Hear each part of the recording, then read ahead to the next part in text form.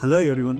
ఈరోజు మార్నింగ్ నుండి నిఫ్టీ కంటిన్యూస్గా ఫాలో అవుతూ ఉంది అండ్ లాస్ట్ 4 డేస్గా చూసుకుంటే కూడా మార్కెట్ నెగిటివ్గానే ఎండ్ అవుతూ ఉంది. ఈ లాస్ట్ 4 సెషన్స్లో more than 7 lakh crore investors wealth down అయింది. నెక్స్ట్ యుఎస్ ఏరియా ట్రేడ్ రిలేటెడ్గా రష్యా నుండి క్రూడ్ ఇంపోర్ట్ చేసుకునే కంట్రీస్ పైన 500% వరకు టారిఫ్స్ విధించవచ్చు అని న్యూస్ వచ్చింది. ఈ న్యూస్ వల్ల గ్లోబల్ సప్లై చైన్ అండ్ అలాగే గ్లోబల్ కంట్రీస్ కూడా ఎఫెక్ట్ అవ్వచ్చు. ఈ న్యూస్ గ్లోబల్ సప్లై చైన్ని డ్యామేజ్ చేస్తుంది అండ్ అలాగే గ్లోబల్ మార్కెట్స్లో కూడా అన్సర్టనిటీ క్రియేట్ అవ్వచ్చు. దీని ఇంపాక్ట్ డైరెక్ట్గా ఇండియన్ మార్కెట్ పైన పడింది. మెయిన్గా metal, PSU banks and oil and gas stocks పైన ఎఫెక్ట్ చూపిస్తుంది.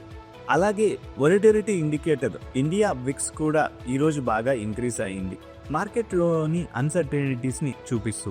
ఇలాంటి ఇంట్రెస్టింగ్ మార్కెట్ అప్డేట్స్ కోసం సావట్ని ఫాలో అవ్వండి. Thank you.